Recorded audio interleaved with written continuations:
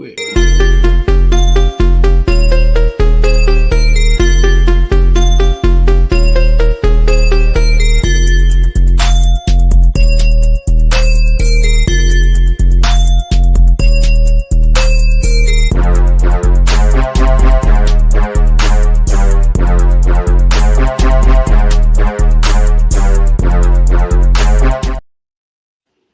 It is 11 p.m. Pacific Saturday night, and that means it is your boy, the Blood Doctor, and my man, just Hulie today. Why is it just Hulie today? Because it's No King's Day. You know what I'm saying? I want to honor a request. So it's No King's Day, so no Hulie. You know, so it's just Hulie. My man Hulie, what is going on? Oh man, dude, so much is going on, man. Let's see. Getting ready to go on vacation. You know what I'm saying? So very excited about that. Going back east, seeing some family. So let you guys know there will be No King Doc podcast live next week.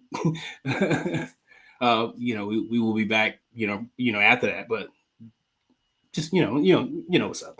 Alternation is key, baby. Yeah, man. So like, other than that, man, kid graduated high school, you know, so a couple weeks ago. So this has been like his first week in adulthood, and I have to remind him, hey man, like don't, you know what I'm saying, spend your money like too crazily, you know what I'm saying? So like, you know, he's been doing some adult stuff. He you know, he had to buy a new tire for his car, that type of stuff. It was the freshman 15 hit me hard, man. I was big, but I got bigger because I was like, I can eat Taco Bell every day. Yeah, exactly. So it was like, you know, and that's one of the things too. So like, you know, he got a lot of money from his graduation, so of course he wants to treat us to certain things. And like, I know he mentioned to me one time before, like Five Guys. Now I already know how much Five Guys is, like how expensive it can be, you know what I mean? So I was like, you know, I would always, because I had to think like, if I get him Five Guys, I had to get, you know, everyone else in the house Five Guys. So I'd be like, no. But you know, he treated us to Five Guys. And first thing I was like, dude, save your money. You know what I'm saying? Yeah, we say because I know how expensive it is, you know what I mean? Like, but you know, Five Guys is actually really good, bro. It's really good, but like, oh my god, you have to like take out a second mortgage on your home to afford it. Look, and I know it's everything everyone talks about all the time, but it is ridiculous. Like, yo, I was at a hotel recently where the drinks, I don't even want to say what a drink costs at a hotel now because I can't believe I fucking paid it. I'm like, yo, this is absurd. Shit, you been to a ball game lately? Oh god, yeah. I don't even. It's not even that. Hey, shout out to Suns owner Matt Ishbia. One thing he did implement last season: $2 water, $2 hot dog, $2 popcorn, $2 Cokes. Yeah. Because of how ridiculous it was. He actually did implement, and some teams have done those. The Atlanta Falcons. Yeah. If you ever want to go look at a crazy game day menu, the Falcons have all this shit for under $5. It's amazing. This is what we need in this world. We need billionaires who are trying to save us money, not, you know, march Marines into the streets of our cities. But that's for later in the discussion. So that's for later. Yeah, that's for later on in the show. That's later on in the show. Other than that, man, what's going on with you? How's your life been? Oh, baby, we did Phoenix Comic-Con, which was, you know, just a crazy event. It's probably about 1/3 the size of San Diego Comic-Con, so it's not as big. However, when you consider how big that shit has grown, like Phoenix Comic-Con is as big as that one was a few years ago. It's massive. Thousands of people, you know, the lines are everywhere. It's fucking unreal. We had a good time. There's a lot of ridiculous cosplay. You know, I wore t-shirts. That's about as much as I've got in me at this point. Maybe as my son gets a little older, we'll go a little bit more hardcore. But, you know, again, listen, I'm still stuck on, you know, $11 for a beer. So, you know, you got to be hammered before you even get into that place. That's the biggest trick of all time. As always show up to the event hammered. Mm-hmm. Oh yeah. That's always been a key. But like, you know, sometimes, you know, you can't do that. You know what I mean? I was just at the Little League. That's quitters talk. Little League Day. Okay, all right, that's fine. I was at the Little League day for Brandon's Little League team. They got a chance to go to Angel Stadium. What's up? Treehouse is in the building. What's up, my boy? Drinking to you. He said, I guess he says that, you know, Comic-Con was the blast. It was. We had a great ass time. My boys with me. But yeah, I went to Little League Day, and then so I got me a beer there, and it was like, yeah, it broke my heart. $16 at Little League. Yeah, at Little. Oh, it's it's Angels Little League Stadium. Day at Angel Stadium. Yeah. You know what I mean? So Okay, still though. Man, why are oh, they the trying to coolest kill thing it? about that, Julio Rodriguez rolled the ball to Brandon. That is pretty damn cool. That was pretty cool. So I had That to is catch awesome. it. Brandon was just so excited to be there. So whatever. That dude, yeah. Cool. It was cool. Those are those moments that you remember. You know, those Oh are yeah, for sure. badass. That is awesome. For sure. All right, folks, we'd like to welcome you back to another episode of the King and Doc podcast. I am Hulie. That's my dog, the Blunt Doctor, with me. And today, on today's show, we have a few things that we want to talk about, man. We're going to talk about some raids that's been taking place across the United States, more popular here in Los Angeles, where I am in this war zone, apparently. I don't know. I didn't get the memo that it was a war zone here, but apparently that's been the talk of the week amongst the MAGA people. You know what I mean? Yeah. Los Angeles is burning, and I don't know. It's just crazy to me how that they're talking about that, but like I don't think any of them has been here before, or like what I mean, like or even here to even know what's going on, because like the media keeps showing over the same clips over and over and over and over again that took place over last weekend. They were showing them on as late as Thursday, as I remember seeing, on TV, because like it's not the way they're trying to portray it. Well, the simple fact of the matter is that most people in this country have never been to California because, as they outright state over and over on their Twitter accounts and Facebook accounts, they're deathly terrified of going to any major city. The most important thing about being a conservative right now is you have to tell everyone how you want to bomb everybody and how you're also so afraid of going to a city that you can't take your family there because you're a giant coward. Conservatism is marked by being a pussy. And that's truly the Republican brand is I am a pussy. That's like the biggest thing about being a Republican is that you're deathly terrified of large cities because you're afraid of Antifa super soldiers and all these other things.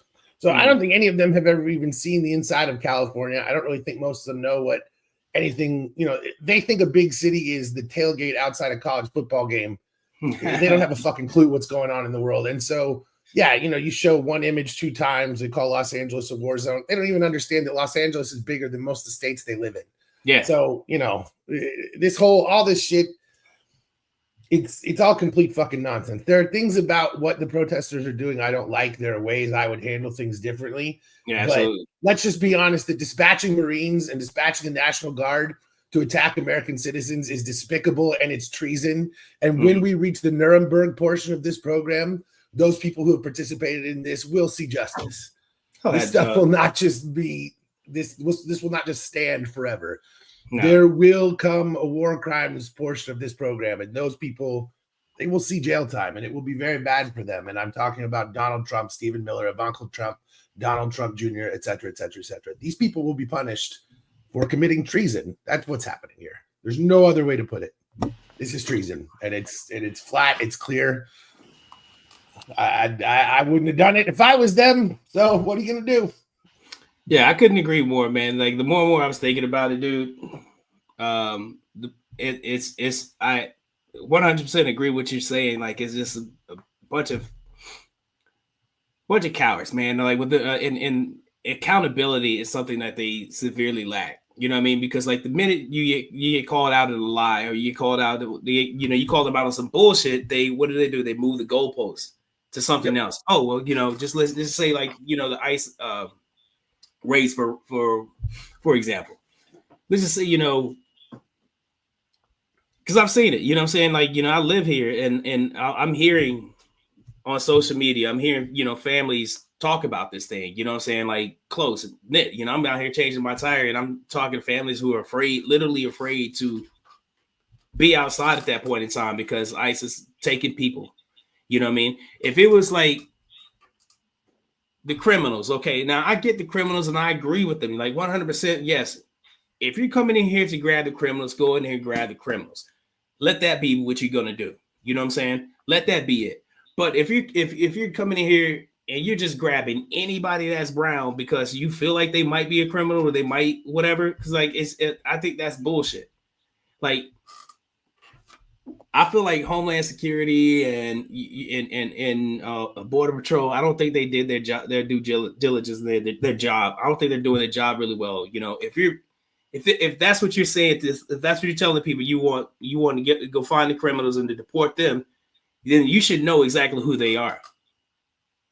Well, and you should before you run into people's neighborhoods with unannounced with tactical vehicles, armed, saying with masks on your face.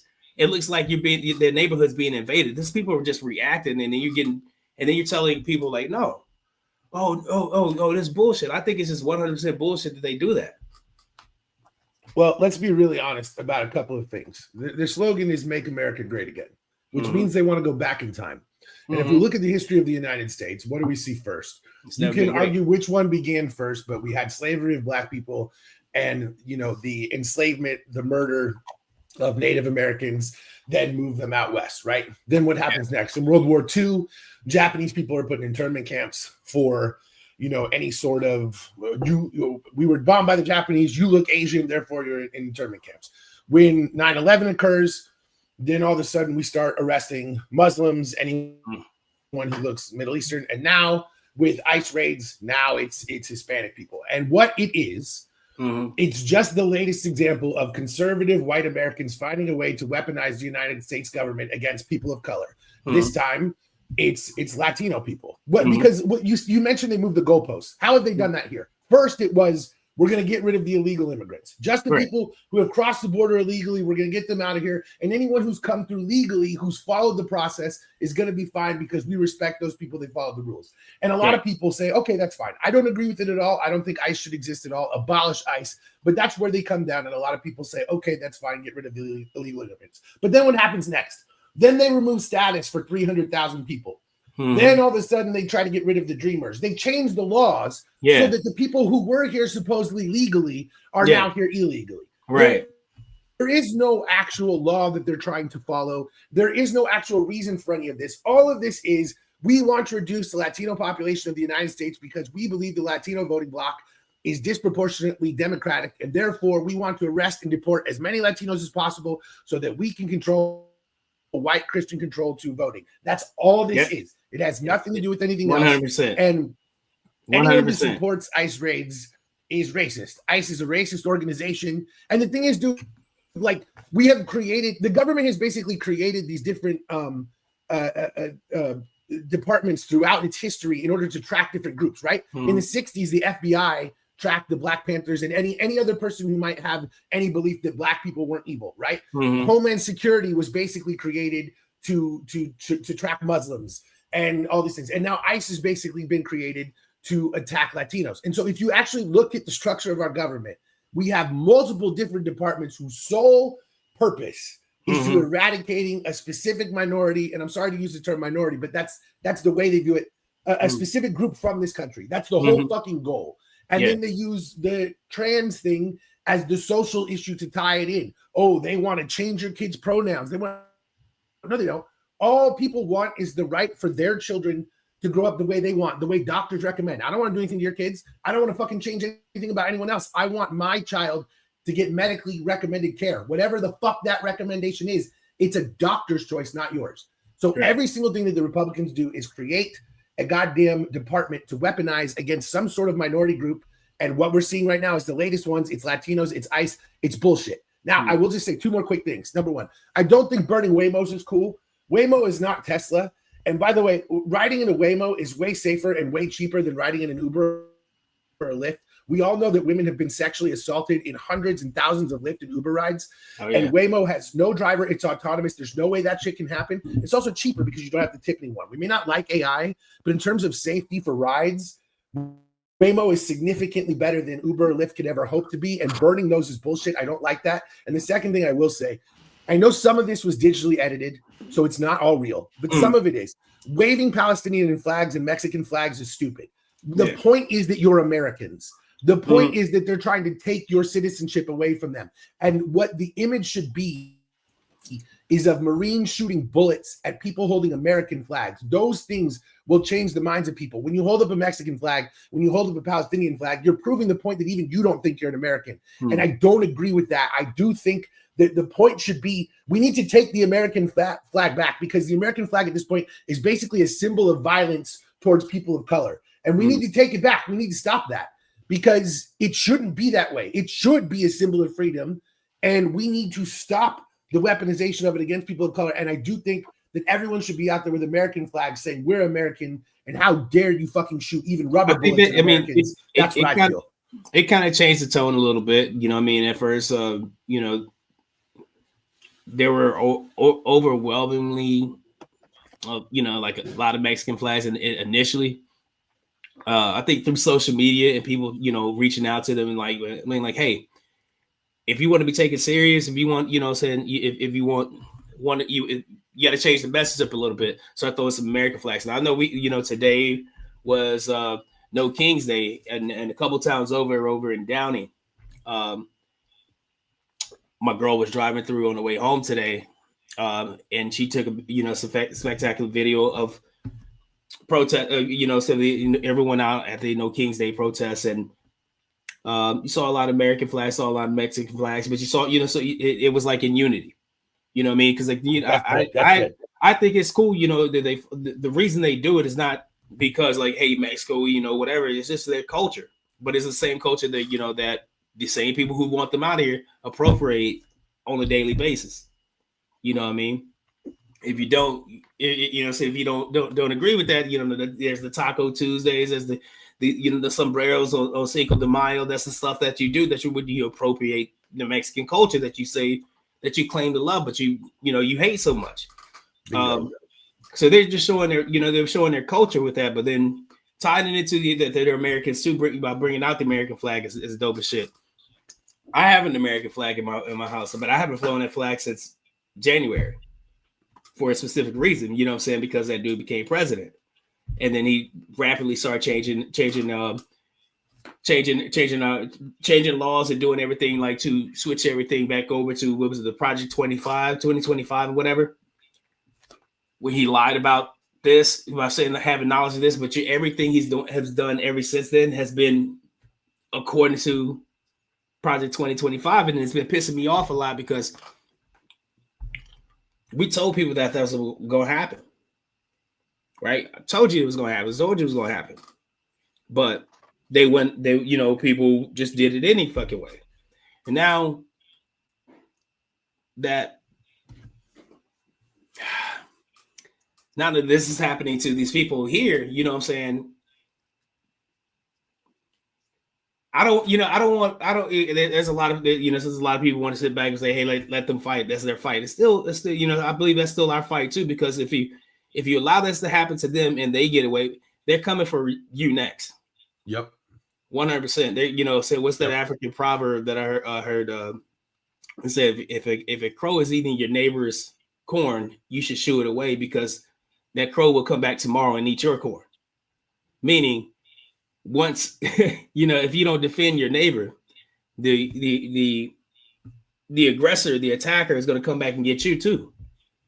Eventually, you know what I mean? So like, I believe in this unity. I believe in this Black and brown unity. It's you got to understand, like, the Latinos, MAGAs that have the regret now are the people who thought they were going to assimilate into whiteness. And once they figured it out that you weren't one of them, like we've been telling you that you weren't one of them, now you want to reverse your course. Now you want to feel sorry. Like, yeah, it sucks that you feel that way, but we tried to fucking tell you. It is incredible that white supremacy is such a powerful drug that it can even draw in people of color. Mm-hmm. That they can say to your face, I hate you for your skin color. And that some people will say, yeah. Oh, you're good. Exactly. You're one of the good ones. You're one of the good ones. Yeah. And that, you know, it's the whole Clayton Bigsby thing. And it's insane that that's like a real thing. That Candace Owens is a real person. Like, that these people will willingly, like, okay, I understand that what it sounds like for me as a white person to throw around the term race traitor, but like, Isn't that what it is when you see these people go on television and willingly bojangle for Donald Trump and just basically say, yes, sir, whatever you want, I make the blacks look good. Like I don't, dude, I don't even know what to do with that. Like, here's the thing, man. Like, that shit is insane to me. Mm-hmm. I am a fucking white man. I am a 40-year-old goddamn white man. And I sit there and I cannot fucking believe this shit. And I don't know, like, I am so continually embarrassed by the actions of white men in power. They like, I don't know what to do with any of these things. It's unbelievable to me that 2025 is what it is. Like, I don't know what to do with any of this shit. I really don't. I can't believe, like, I sometimes have to just put my phone down because I physically do not believe what I am reading, and I don't know what to do. I don't, because what, like, I don't know what world, to do. Man, has become a GTA server, bro. I'm telling you, this shit is fucking weird, bro. Well, and we're not even talking about the fact that Iran and Israel are currently bombing each other into oblivion. And I don't, there's a powder keg. There are powder kegs everywhere on this planet. This is one of the most difficult times in the history of fucking planet Earth. I don't even know what to do with this shit. I really don't, because, you know, you watch Mission Impossible and you see these movies where it's like, oh, they, you know, you see we got to save the world from the nukes. And every single day it's like, yeah, we got to save the world from the nukes because we're fucking getting to that point. It's getting closer. It's getting closer. It's getting closer, man. I've been so wrapped up in what's going on here that I haven't even thought, you know, saying I know about the Iran Israel thing. I don't know too much about it because I don't want to like look over there. Because I know Israel bombed the shit out of Iran, and then Iran started. That's a lot worse than what's going on here. You get what I'm saying? Yeah. That's a lot worse. That could get real bad real quick, like that, and especially with Trump as president. My God, not good. Yeah, not good. We are in trouble. And I'm sorry. They could talk about Joe Biden having dementia, but like, Trump 100% has dementia as well. Yeah, absolutely. He 100% has dementia as well. Sundowns regularly on national television. Yeah. He just loses his train of thought and starts talking about random shit that no one. I didn't watch the parade, but I saw, like, you know, I would say unintentionally. I unintentionally saw a video of him falling asleep at his own parade. His own fucking parade. I'm telling you, this dude. And okay, you know, and then he tripped on Air Force One. I don't give a fuck about that because Biden did it too. You know what I'm saying? So like, they're old people. You know what I'm saying? Can we elect a president who could walk upstairs? Like, why don't we elect a president who can definitely handle a staircase? Can we elect a president that doesn't, you know, say have to wear the pins? Because Donald Trump wears the pins too. Yeah. Can we please? The world sees us looking like this. Like, this is. You make me long for George W. Bush. I'm telling you. Like, how. I remember when Obama came into office, and I was like, "Oh my God, Bush is fucking gone." Jesus Christ, that dude was terrible. You know what I mean? Like, horrible. Like, I wish we would never have a president like him ever again. And then Donald J. Trump came. Okay, and then you know, this term is actually worse than the first term. Like, I really want Bush back. In 2003. In 2003, you know I'm about to go find up in DeLorean and go find Nixon. Well, fuck that shit, dude. Nixon's policies are phenomenal. Are you kidding me? You go look at his foreign policy; it's unreal. In 2003, George W. Bush became obsessed with the idea that the next major problem in the United States would be a pandemic, and he created all of these offices in order to study and establish what protocols needed to be in place to prevent a pandemic. He believed after 9/11. That the biggest thing that would occur would be a pandemic. And George W. Bush was told he was a fucking moron by everyone. Mm-hmm. And he was 1 billion% correct. And every single thing that he put in place to deal with pandemics was unwound by Barack Obama and Donald Trump. Mm. and was completely gone by the time that COVID-19 was in place. And that's why we couldn't handle it. And that is one of the most fascinating tidbits of history to me, is that the only fucking person in the world who had the foresight to see what was going to happen is the biggest dumbass that we have all ever known. I don't know what to say anymore. I don't know what to say anymore. So let's just move on to the slides, because I just don't know what to say anymore. I really don't. Oh man. Hey, oh yeah. There was a birthday today. This is birthday. Yeah, it was a birthday today. It was a birthday. A very important birthday. Very important birthday. Happy birthday to the United States Army, baby. 250 years old, baby. Keeping us proud. You know what I mean? I'm very attached to this because, you know what I'm saying, before I was, you know, Hulie, I was PFC Hulie in the 123rd Maintenance Battalion in Baumholder, Germany. That fresh face when I'm, you know, saying 19 years old, fresh out of high school, you know, about a year removed, but you know, just trying to figure out life. You feel me? And see, it's important that we show that you, a military person, are not in favor of fascism simply because you were in the military. No. And see, that's an important point to make, because people truly believe that if someone serves in the military, that they are a fascist, and those things are not. They're not the same thing. And so even you know, say he lies about even with the support for his military. You know what I mean? Because you know, when he goes to these military facilities and does these speeches and has a whole, they screen those guys. They only want people who are for Trump. So that's why they also voted down multiple different packages to increase soldier security and soldier protection during his first term. Millions of dollars were put up for military protection, and they voted every single dollar of it down. Like, that's, you know, as they said in the Dark Knight, a soldier's life isn't worth $300,000. You know, and that's how they feel. They don't give a shit about people. That's what it is, man. Yeah. They'll send you to die.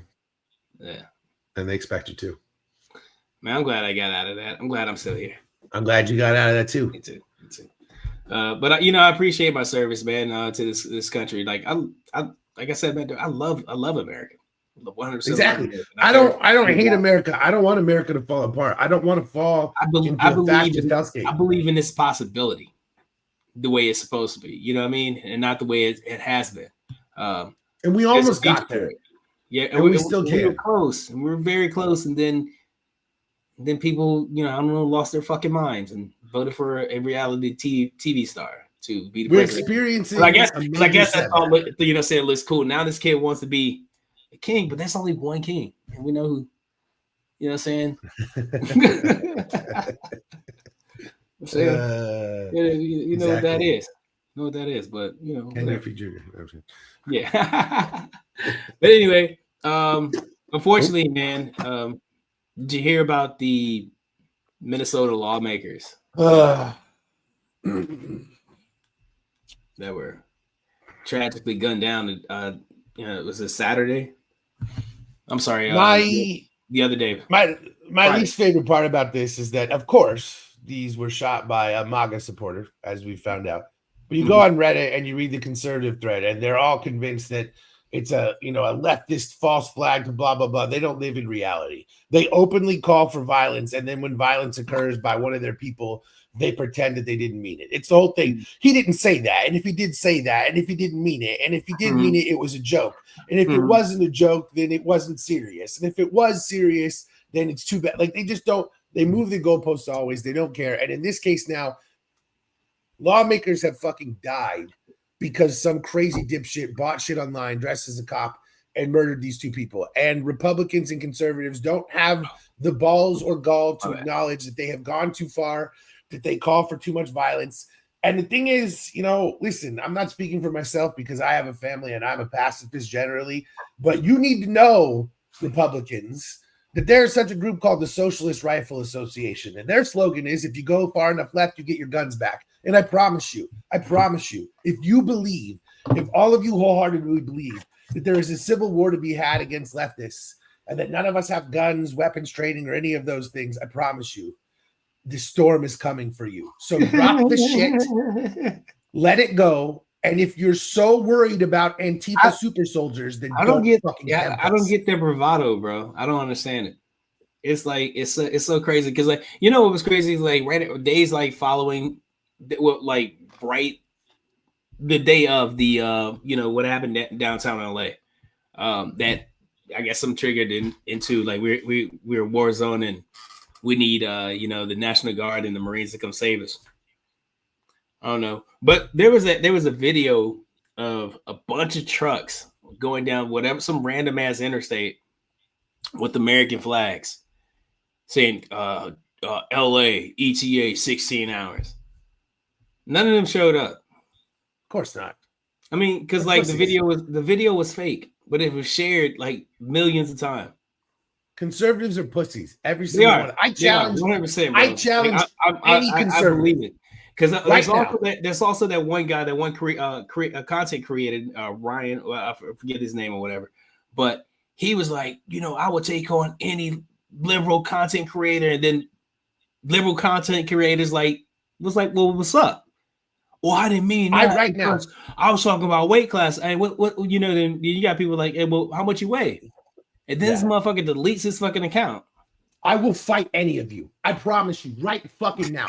I will box any conservative, anyone. I don't care about weight class. I do not care. Dude, I swear to fucking God, if you want to go, let's fucking go. I box. And I will box any of you motherfuckers. I will do it. I am not joking. I am not kidding. Any single conservative who fucking wants it can get it. I swear to God. We will do it on this show. I will do it live on this show. If anybody actually thinks they can knock me the fuck out, you are welcome to fucking try. And I promise you, it will be the last fucking thing that you do. These motherfuckers are terrified of everything. Mm-hmm. Dude, it's like you said, you get 1 million people accepting this challenge, and then the million that I say, let's do it, let's go, none of them are going to show up. You know how this shit is.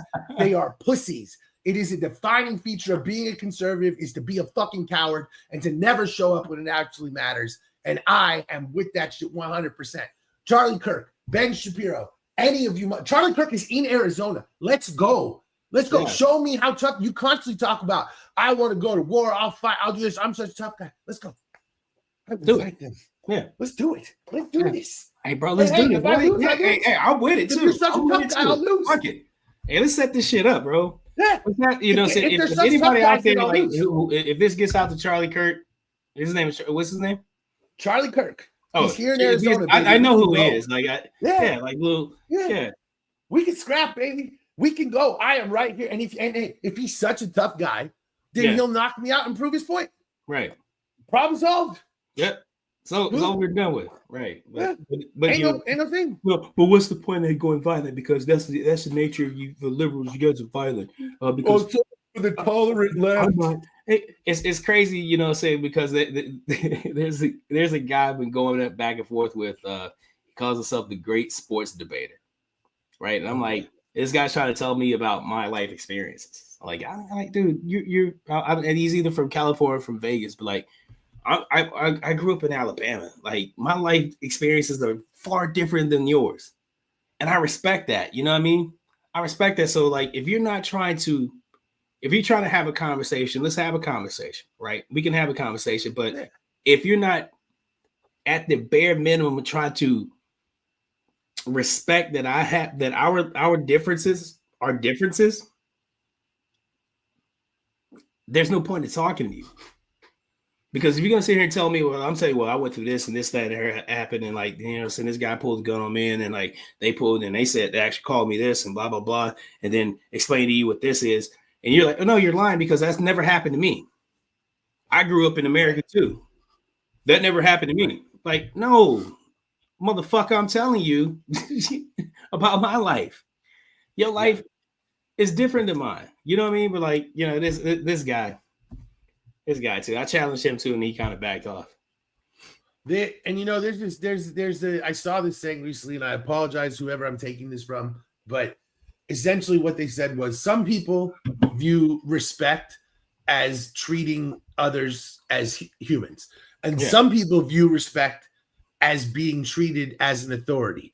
Right. And those people who believe that respect is to be treated with an authority won't treat you as a human unless you treat them as an authority. And that's unacceptable, because respect is a two-way street where everyone should be treated in the same way. And it's very interesting because those who look at respect wrong don't actually understand how to interact with other humans, because respect should be given to everyone. Absolutely. Regardless of situation. You respect every single person around you unless they give you a reason not to. It shouldn't be the other way around. That's the thing with me, you know what I'm saying? Like, bro, I swear I've been beefing this whole week. You know what I'm saying? I posted about like right after the raise, and there was someone, oh, you're a hypocrite. Like, how am I a hypocrite? Oh, you served in the military and you're for these. What am I supposed to be? You know what I'm saying? Like, you think I was like, because I served in the military, like, you know, I'm pro-American, and which I am. I'm very pro-America. You know what I'm saying? But like, I'm not going to go out there and be like, oh no, F these people, because, you know, the whole Pledge of Allegiance, which I got in trouble for in the third grade. And I was like, this is ridiculous. Why am I saying this? It was a pledge. Like, pledge means this. Yeah. You know what I mean? Like, there's only one the fact that we have kids pledge allegiance, in kindergarten, at the end of that thing says justice for all. Like, this for everybody. I believe in that. You know what I mean? I believe in it. I took the pledge. I believe in it. I said it one time. You know, I don't need to say it anymore. You know what I mean? But you know, it's just he's got, oh, you're a hypocrite because, you know, you did this and you blah blah blah. Now you're all for these people, and they're like, dude. Are you? I thought. Wait. Aren't you a Christian? Like, at least, right? Don't you know about compassion? Don't you know? You know, Jesus' first commandment was love. Yeah. Like, and you know, if you claim to like love God so fucking much, love Jesus so much, and you can't even follow that one commandment and love thy neighbor. And he also says, love your enemy too. And you know what? I don't want to go into that. I don't, you know, I'll become Reverend Hulie up here. I don't want to do that, man. It's like it's crazy, man. You don't know what people know. This dude tried to tell me, oh, I was in Bible college. I was like, well, fucking, did you pay attention? like, did you sit in the back? You know what I mean? You know, like, were you studying for other? I went to Bible college, but I was a D student. So, like, bro, you were terrible. Like, what grades did you make? Like, I know more about this. I know more about the Bible than you do, and you went to Bible college. This is crazy. You know what I mean? Like,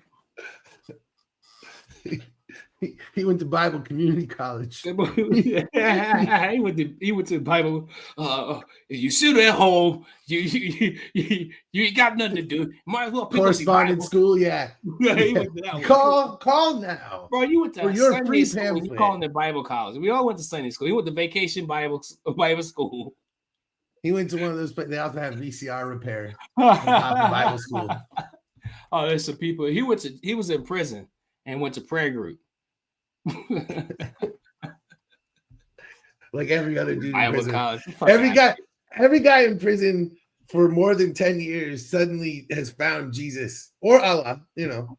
Mm-hmm. But suddenly you're in prison for more than 10 years, you found God. Yeah, and you're ready to help other people on the outside. Like, yo, I mean, I'm not gonna shit on them if you find God, find God. Some people do. If you're gonna be serious about it. I'm just saying. I'm just saying 100% of dudes in prison over 10 years say they found God. That's all I'm saying. Oh, yeah. I'm just saying 100% is the number. Oh, Jeffrey Dahmer found God. Remember that? He found it inside the chest of a person he was eating. All right. All right, man. Hey, the NBA Finals, man, has been everything is amazing. It's been amazing. You know, people are like, oh, it's Indiana and Oklahoma City, and it's two low market teams, and it's gonna be terrible, bro. Like, I haven't even looked at the ratings yet, but I'm sure they're through the roofs. I mean, look, I don't even care about the ratings because I think that most people are watching basketball on illegal streams anyway. But this is the best finals since, you know, I mean, listen, it kills me to say, but this is the Suns Bucks finals was pretty awesome. Every game was close. This one is better than that because it's 2-2 at this point. That one, the Suns were starting to fall apart, show little cracks by game 4 because they lost the previous 2. This game, every single game is close. I mean, people have been bringing up the first Spurs Heat finals. I think that's a fair comparison. You know, the Mavs Heat finals. I think that's a fair comparison. But the point is, we're talking about some really, really great series here. Right. Before then, you might have to go back to, I don't know, man, like the Bulls and Jazz. Like this is moving up there as a great all-time series. Big Glenn. What up, Glenn? Hey, Glenn's in the building, baby. Dude, what up, in Glenn? The building, quite literally. Oh yeah. I got a bone to pick with you, at bro. the game. I got a bone to pick with you, dog. Eh? With you. Me? Nigga, you. You. Me? Why you flipped on me, man? Yeah, you flipped on me, man. You with them Pacers now, bro. Listen. Nah, I don't want to hear it, dog. I don't want to hear it, dog. Listen. It's all good. It's me against both of you motherfuckers. I had to go with what was in my heart. Even though my mind said something completely different. And I will tell you the truth. The honest to God truth. When I sat down and really, really, truly looked at it, the one thing I kept coming back to is the Thunder do not have a backup point guard. And that is going to burn them. Burn them through the first 3 games. They overcame it in game 4. We got 3 games left we're going to see. But I'm just telling you, listen, the fact that the Pacers blew a game where the Thunder only made 3 3-pointers is pretty fucking inexcusable. Let's be real about that. Right. But the simple fact of the matter is every single game, the Thunder's offense falls apart. Down the stretch, they do not have a secondary creator. SGA has to do everything. It's been tough. And I just don't know if he can do it for 7 games. I don't know. I don't know if the Pacers can hold them off because listen, if the Thunder go win game 5 and have a chance to win game 6 and put this thing away, the Pacers are in trouble. They've got to find a way to win game 5. I don't think they can win game 7. So I think the Pacers need to win the next 2 games. Yeah, it's feasible that they could win game 7, but I don't want to be in that atmosphere and that raucous people with that level of defense. You got to pray that Scott Foster would be on a game 7 assignment so you don't see him again. In 7 game series, game 5 is so pivotal, bro. This is pretty much it's so pivotal. It's crazy. I remember like growing up, there was a stat that like 75, 70, something like that % of people who, won teams who won game 5 end up winning the series. Yeah. The way the series has been going back and forth, and I admire, said it's been fun watching the Pacers, and I find myself, I ain't gonna hold you, I find myself going, oh shit, no, fuck that, I said fucking the Thunder, I'm rolling with the Thunder, but it's been cool watching them play, man. Watching the Pacers play, but because they're proving that they're no slouch. You're not just gonna come in here, punch us in the mouth, and just because you think it's gonna be the one way. Because you were the best team in the in the league the whole year, that you're just gonna run through us. You're not just come out here and just lay your jerseys down and think, okay, you got the MVP, we're the best team, we were the best team the whole year. Let's go and get our ring size, our ring fingers fitted. Let's get our rings fitted for it. But the Pacers are like, nah, you're gonna earn this, and that's I like that. I like that a lot. The one reason Halliburton, man. Halliburton's a baller. And listen, the reason that I'm still not out, I'm always like that kid, though. Dude, I still can't believe the Suns passed on him. That hurts me. He should be playing for the Suns right now. But the point is, to me, believe the Kings let him go. It's one of the worst trades in history. It's one of the worst trades in history. And I'm not hating on Sabonis. Sabonis is good. I like Sabonis, but you don't trade a superstar for an all-star. Right. You don't trade a young superstar for an older all-star. It's an insane choice. It was a terrible choice. But here's the thing. The one thing that I can say about this series that I believe the reason the Pacers still have a chance is because the Thunder's roster, while it is incredibly good, it is slightly misconstructed. And the problem that they are going to have over the next 3 games is that when they play the double big lineup, the Pacers fucking roast them.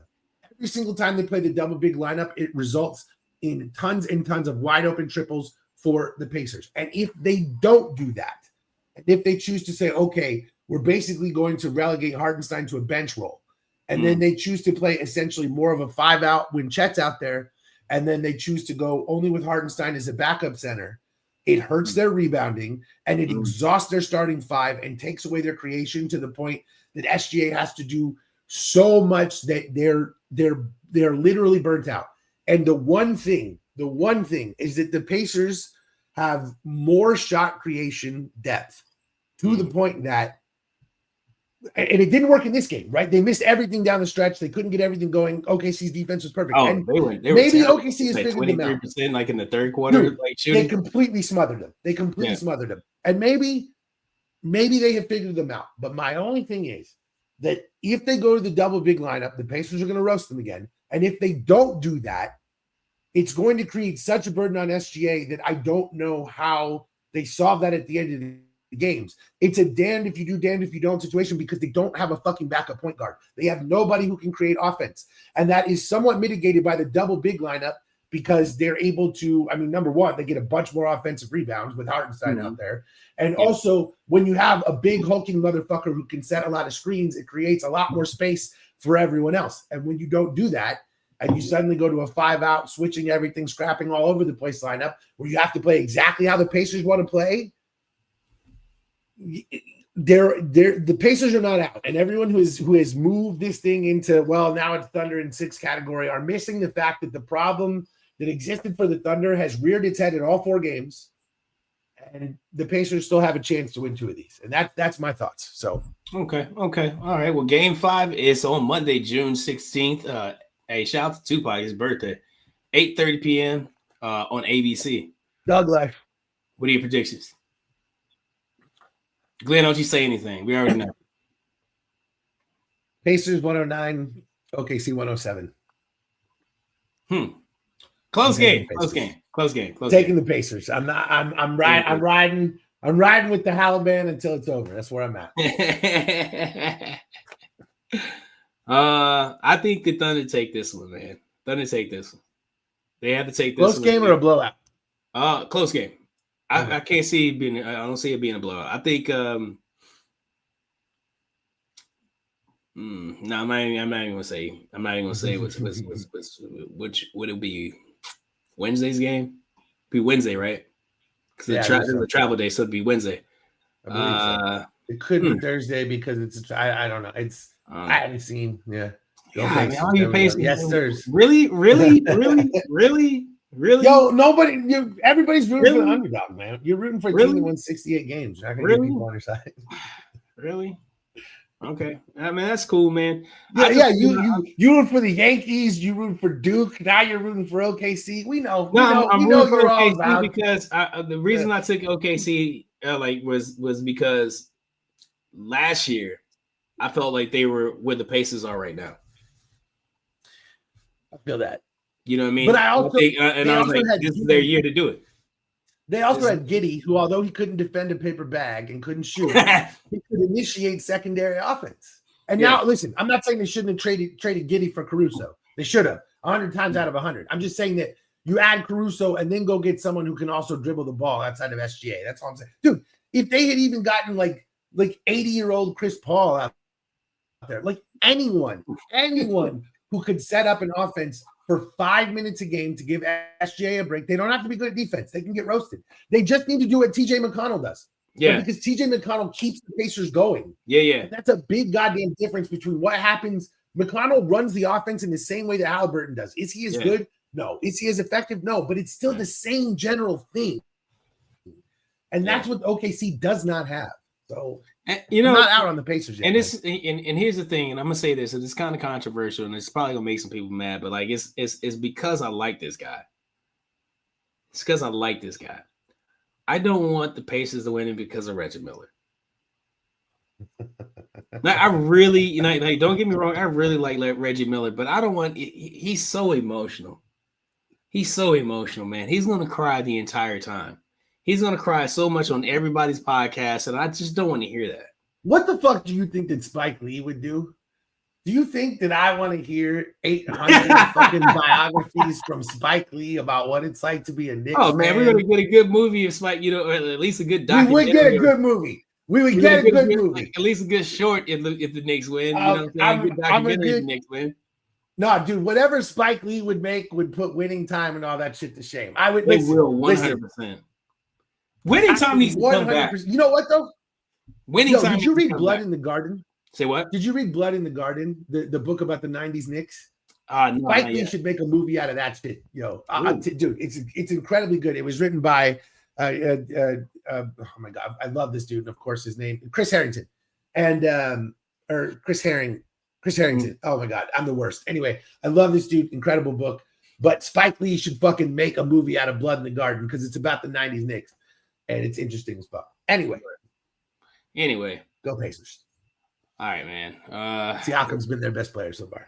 All right. Well, we reached that point in the show where we did the top 10.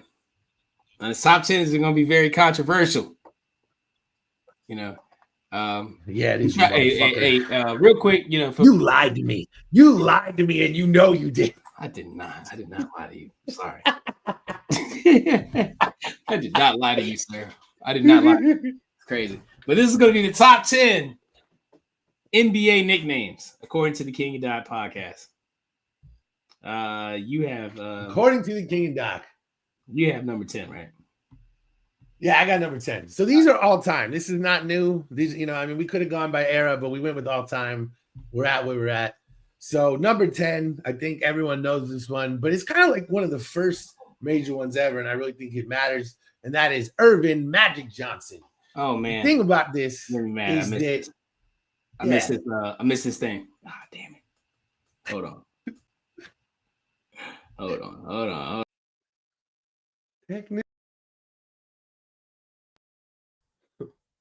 Man, listen, Magic was one of the first like real nicknames, and he didn't get it in the NBA. They called him Magic dating back to his days at Michigan State at college. And the thing was, Magic was the offense, right? He was the dude who didn't matter what the playbook said, didn't matter what the situation was. He's the greatest passer of all time, could find dudes without even looking at him. Like Magic practically invented the fucking no-look pass. Sure, he wasn't the first person to do it, but he was the first person to do it 100 fucking times a game. They literally called him Magic because that's what it was like to play with him on the court. And while I do think that Jordan is the best player of all time, I do think that Magic Johnson was an innovator and was really one of the first dudes who showed that, you know, number one, you didn't need to be small to play the point guard position. And number two, that, you know, you could play, you know, run them up and down court ball in the modern NBA, modern then in the 80s, and, you know, have that level of success. Because, you know, let's not forget, 80s and 90s basketball were a lot about defense, pressure, you know, hitting dudes, hand checking, all these things. And the Lakers just ran through that shit. And that was all because of Magic Johnson's ability to coordinate an offense at a high level. The 80s Lakers would fit in today's NBA because of the way that Magic Johnson played. They're one of the few teams that you could just pop out of another generation and put into this generation and have success. And the Showtime Lakers absolutely would. And that's because of the way that Magic Johnson distributed the ball. Now, he might have to develop a jump shot to actually fucking play in today's NBA, because otherwise his name is Josh Giddey. But the point is that the motherfucker was Magic. And number 10, Earvin Magic Johnson, one of the first nicknames. I think it's dope. I think it's a classic. Nah, man, cool. That's cool, bro. Let's see. Number 9 would be Spud Webb for me. Anthony Jerome. I had to put his whole entire name up here because if I just said Anthony Webb, no one would know what I was talking about. But Spud Webb, most famous for the 1986 or 86 slam dunk. He was the slam dunk champion, and it should have been. I think that was Michael Jordan's year that he broke his foot and he couldn't compete because everybody was looking forward to Michael Jordan and Dominique Wilkins, and it ended up being Spud Webb and his teammate Dominique Wilkins and Spud Webb taking the crown. Shortest slam dunk champion at 5'7". Number 9, Spud Webb. All right, man. Number 8 is a little bit more controversial because he rejects the nickname. And so it's a little bit of one of those things where he doesn't even like it. But it's the Slim Reaper for Kevin Durant. I mean, look, this dude's a baller. We know that Kevin Durant he's one of the greatest of all time. Where exactly he falls in the greatest of all time is up for debate because things haven't gone so well in Brooklyn and Phoenix. That sucks. But nonetheless, Slim Reaper is a badass goddamn nickname for a skinny dude who gets buckets over anybody. Kevin wants to go by the nickname the Velvet Hoop. And I don't really know what to do with that. And I don't really know where to put that. So let it be known that he would prefer to be known as the Velvet Hoop. But I'm going with Slim Reaper because I think that's one of the dopest nicknames I've ever heard. And let's be honest, through at least the first half of KD's career, he was an absolute goddamn killer. You know, his finals MVP stand for themselves. Now, again, did he have to go to the Warriors to do it? Sure. Again, we can talk about it. But nonetheless, one of the great all-times. And I mean, it's like Grim. I mean, come on, Grim Reaper, Slim Reaper. It's badass. I love it. Number 8, Slim Reaper, KD. He needs to accept that nickname. I'm sorry, Velvet Hoop isn't it. Velvet Hoop isn't it. I'm sorry. I don't know. They should call him Ashy Ankles. Or need a breast Durant. You know you were on Twitter too much when you get this joke. Number 7. Number 7 for me is kind of an older player, man. Like, you know what I'm saying? Got to dig in the crates a little bit to find out who this dude is, but he changed the game. Number 7, Daryl Chocolate Thunder Dawkins. Look at this picture of this guy right now. He's holding the rim in his hand, and this is why he changed the game, because this dude broke backboards, like shattered them shits on command. He did it twice in his career in NBA games, and it was like, you know what? We can't hold the games up this much longer. We got to reinforce we got to change the structure of the rim so Daryl Dawkins don't fuck this shit up anymore. And they did it. They had to do it again because Shaq used to fuck them the rims up before. But Daryl Dawkins, number 7 on our list. Now, this next one is not cool and probably going to get me in trouble with some people. But let it be known, I did not make any of this up. And I did not make this Photoshop. Honestly, I was shocked when you sent me this shit. Yo, but I was like, I did not make this shit up. I did not make this shit up. I did not. It's all him. It's all him. Yo, it's all me. I take responsibility. But listen. They're funny though. I'm not going to deny NBA fans. Number 6 is a tie between the two from this playoffs, and that's the Halliburton and Al-Shada. Listen. Okay, this shit is wrong, and it's not funny, but it's kind of funny. I mean, look, the way these two have dropped bombs on various teams around them and completely destroyed the infrastructure of their organizations is not unlike what has gone on with some of these other organizations that I don't need to mention. And look, I know this is kind of fucked up, and we're venturing into the territory of things that you probably shouldn't do. But let's be real. This is all over NBA Twitter. This is all over NBA Reddit, Instagram. This is what the NBA people are talking about right now. This is where we're fucking at with NBA media, is that we're so far fucking gone that, and again, I'm laughing at this shit. So I'm broken too. So it's okay. But again, I mean, come on, Halliburton, it's even better because his last name is Halliburton. So when you consider the reference to the war in Iraq on top of that, that's chef kiss comedy. And then because of the game last night, we did the Al-Shada. I can't listen. Number 6 is a tie between these two, and it's horrible and it's wrong. But I didn't come up with any of them. I just find them extremely funny. And because they're the most relevant thing on NBA media right now, I think it bears mentioning. So number 6, Halliburton and Al-Shada. And you can send me to hell if you feel. Hey man, there's no reason you should go to hell, because that is fucking hilarious. And whoever thought of that, chef's kiss, dude, fantastic. I laughed. Crowdsourced comedy works, baby. I laughed my ass off. Where we at? Number 6, right? Number 6. Now you're on number 5. Oh, I'm sorry. Number 5. Number 5 is the babyface assassin. Listen, Steph Curry has to be a vampire. If you look at him, you wouldn't be able to tell he's been in the league that long. And then you start hearing like, oh, well, it wasn't until the Olympics. I'm like, oh, wow, this is Steph. He's putting him on. This is vintage. I'm like, what do you mean vintage? Like, look at him. He looks young. This dude is, so he changed the game. This is another one to change the game. Greatest shooter of all time. He will kill you from any spot on the floor.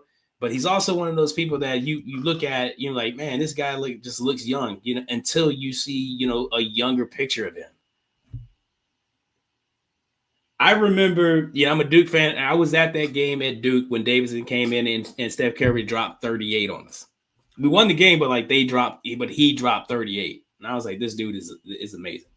The babyface assassin, number 8, future Hall of Famer, definitely Steph Curry. Man, that's worthy. That's worthy. I mean, one of the great all-time nicknames too assassin is correct. As Curry is the best shooter of all time. I'm sorry to anyone who thinks it's Ray Allen. You're wrong. I love Ray Allen, but it's just me too. Number 4. Now, we all love this dude from television, but I don't think the NBA career. Hey, War Eagle. Enough respect. I really don't. Number 4 is Charles Barkley, and the nickname is the Round Mound of Rebound. And here's my thing. Here's something I think that people don't consider enough when considering Charles Barkley. This dude right here was the greatest player in history. And Charles Barkley won an MVP during his prime. Okay? Think about that for a moment.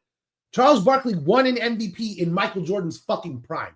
And I understand there's voter fatigue and all those things, but consider that when you consider Charles Barkley's career. Consider that he took Michael Jordan to the brink at his fucking apex and had Bill fucking Paxson not make a jump shot. The Phoenix Suns might have a title right now against Michael Jordan at his apex. Now, you can't say woulda, coulda, shoulda. I understand all of those things. But the point is that Charles Barkley is one of the most underrated players of all time because he competed in one of the most insane eras and pushed the greatest player of all time to heights that he has never been seen. Barkley should be discussed much higher in the greatest player of all time discussions, and I will not come off that hill. On top of that, Round Mound to Rebound is a fucking incredible nickname for a thick-ass dude. And let's not forget, the Charles Barkley was 6'4". At various times he's listed as 6'6", 6'7". The motherfucker is 6'4". And he was still an absolute beast who could get a triple-double at any time, could shoot from outside, could grab rebounds over anybody, couldn't be pushed out of the fucking way, and use his big fat ass to put through all kinds of centers. Charles Barkley is one of the greatest of all time, completely disrespected. I'm glad that TV has given him a second life, but I wish that kids would go watch highlights of him, especially like his Sixers highlights too. Dude, people have forgotten how great Barkley was. Number 4, Round Mound of Rebound, Charles Barkley. Go fucking watch highlights. He's one of the best players of all time. He's disrespected. He should be more respected. That's how I feel. I can't get over the fact you called him thick. But man, listen. As far as NBA players go, he's a thick boy. I mean, he was. He was a thick boy. Of course, you saw like, and as the fellow thick boy, you had legendary stories of him eating like whole pizzas like before games and shit like that. At Auburn. He's a legend. It's a legend. Number 3 on the list. Number 3 on the list is probably gonna catch some flack from this. And yes, I agree. It might be a little bit lazy, but King James, LeBron James. The reason I say this is number 3 on the list, they gave him this nickname early in his career, and the longevity, his ability to be able to, so to speak, reign and be the face of the league for this long, he deserves it. King James, the funniest. This is Sports Center commercials of all time, but one of my all-time favorites is the one with him and Scott Van Pelt in the cubicles, and LeBron looks over to Scott and he's like, "Hey, are you in my chair?" And Scott Van Pelt is sitting in a throne that literally says King James in the back of it, and he's like, "No, what are you talking about?" I thought that was like it's an absolute comedy. That's why I love Sports Center, because of the comedy there. But this guy right here is the king of the NBA. I don't care what you say. You say flops. You can not like everything, but the facts that matters is in the numbers. So that's the guy right there. King James, number 3 on the list. You don't like it, fight me. I don't care. We fighting everybody. I think we fighting everybody. You know what I'm saying, in this episode. Don't worry, I'm not gonna fight you over 3. I'm gonna fight you over 1. So number 2. Number 2 is one of the great other original nicknames. We're really taking it back with this one. One of the great all-time players who is, again, I think, disrespected by today's NBA fandom. And that number 2 is Julius Erving, Dr. J. Why is he Dr. J? Because he's goddamn surgical on the court, because he's going to dissect you and he's going to take you the fuck apart like a goddamn scalpel. Dr. J is, again, one of the greatest players in NBA history. And the simple fact of the matter is that by the time he actually got to the NBA, he had reached kind of he'd reached not the end of his prime, but the beginning of the end of his prime, because he dominated the ABA for years before that. He's got multiple ABA championships. Was the ABA smaller? Yes, all of those things are true. But like, he was literally an unstoppable force of basketball for years before he even got to the NBA. So the fact that he only has one NBA championship is sort of misleading about his actual greatness, because this dude was one of the greatest forces of basketball in history. And if he had gotten to the NBA sooner, he's got 3 or 4 more championships to his name. I stand by that shit. Dr. J was Michael Jordan before Michael Jordan. He was the dude who fucking made dunking cool. He was the dude who fucking took off in the middle of the air before other dudes were doing this. We all remember the famous play in the finals when Dr. J goes fucking around behind Magic Johnson, flips the ball up from underneath and behind the backboard and scores. The dude was literally defying air at all times, defying gravity. He's one of the greatest players of all time, and he should not be forgotten in history. And again, go watch Dr. J footage if you want to have a good time, because this dude was one of the first truly, truly great magicians of the court. Number 2, Dr. J, Julius Erving, the greatest Philadelphia 76er of all time. Sorry, hey, I don't. Damn, I'm just listening to you do all that shit, man. I remember the McDonald's, or it was the McDonald, McDonald commercials, or even the Coca-Cola commercials, like earlier, where they were debating in a barbershop, debating who was the better, Michael Jordan or Dr. J. You know what I'm saying? My dad was a big Dr. J guy. He loved Dr. J. He would always help me, and he and I, because Michael Jordan, contrary to this next pick, is my GOAT. 100% is my GOAT. And I want you guys to understand this, because, like, this is my dog right here. This is my boy. We've been friends for at least 5 years now. Listen, dog, like, when we came up with this concept, when we said, like, hey, best nicknames, not players, nicknames. All right. Standing by what I said.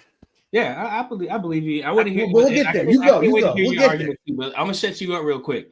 Number 1 is the Black Mamba, Kobe Bean motherfucking Bryant.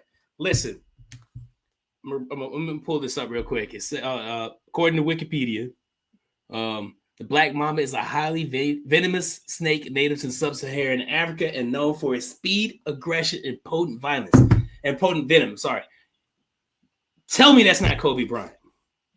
If further proof, and God bless the dead, I'm not talking shit about him, but Black Mambas have a coffin-shaped head. Look at Kobe Bryant's head.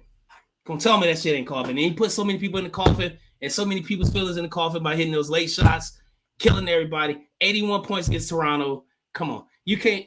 Toronto, was just getting over that. Then they got hit with Kendrick Lamar. You know what I mean? And now it's bad to be for Toronto. But Kobe Bryant, Black Mamba, is the illest. The absolute illest name. Now, he's going to come in here and he's going to say air. But what's come on. Black Mamba, air. Come on. Or here's airness. That's great. And Michael Jordan was fantastic. And I understand why he got there, because he defied gravity. He was just doing shit Dr. J, we just said, was doing. You know what I mean? But he defied gravity. And air is cool. But Black Mamba, something that, like, just equally parallel to the game, to his game. This has to be the one. Let me bring his ass in here right now, and he's gonna tell me why I'm wrong.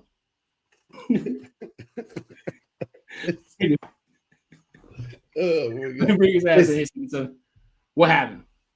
Listen. What happened? No disrespect. R.I.P. Bean. R.I.P. Gianna. Black Mamba is one of the dopest nicknames of all time. No question. No disagreement. But when we got to number 2 and I was picking, I said, I know what you're going to pick for number 1, right? He said, oh, I got you.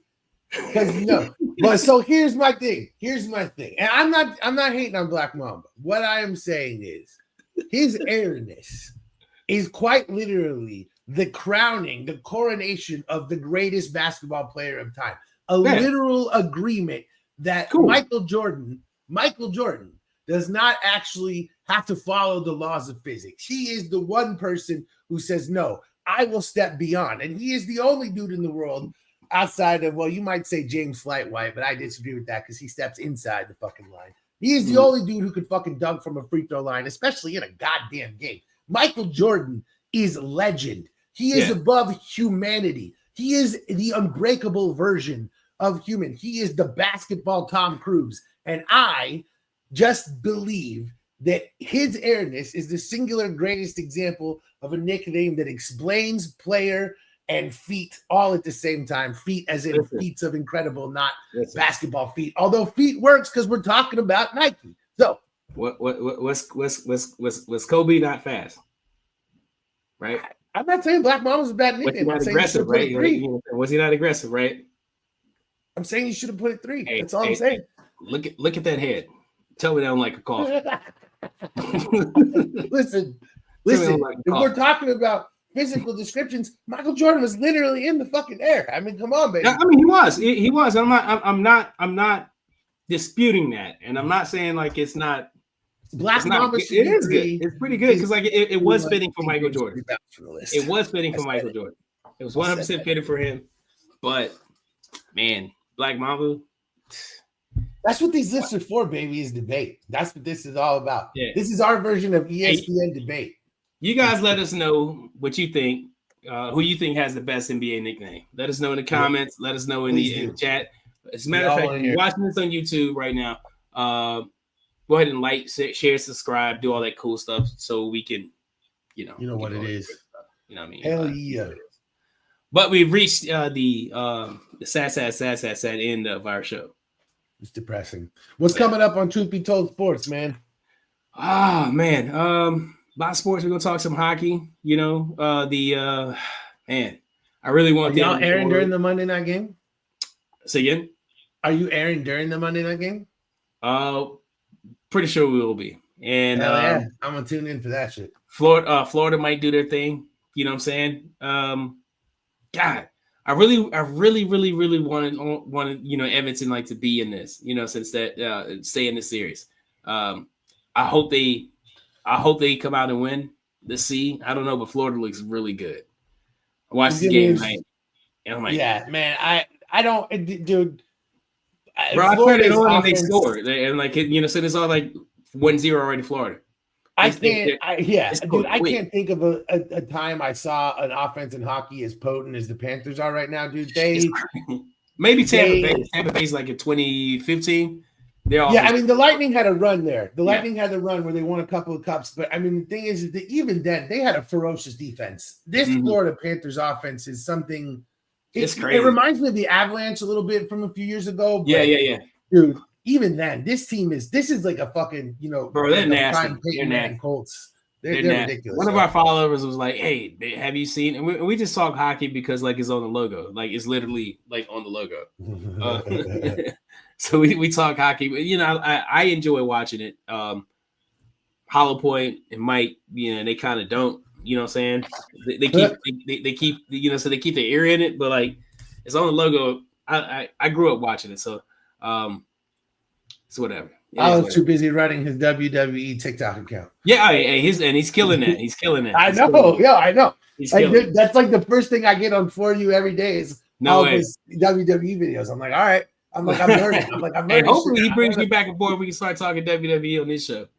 Hey, dude, I'm with it. I don't give a fuck. I'll do whatever. All right. But we, saying, of course, we appreciate you guys watching. Don't forget to check us out Saturday nights at 11 p.m. Pacific time. Shout out to the Elite Sports and Entertainment Network for letting us do our thing here on this network. And that's it. What you got, bro? Yeah, man. The 10-hour episode is becoming the 16-hour episode. It just continues to expand. Oh, my God. It will not end. I continue to try to end it. It will not end.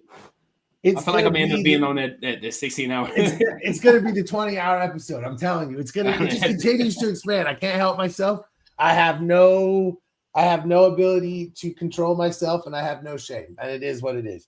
The 400-hour episode coming soon. BlondeDoctor.com, baby. Let's go, baby. All right, that's it. All right, so for the Blunt Doctor, I'm King. Oh, I'm sorry, I'm Hulie. This is King Podcast. Peace. Check you out in a couple weeks. Peace. Oh.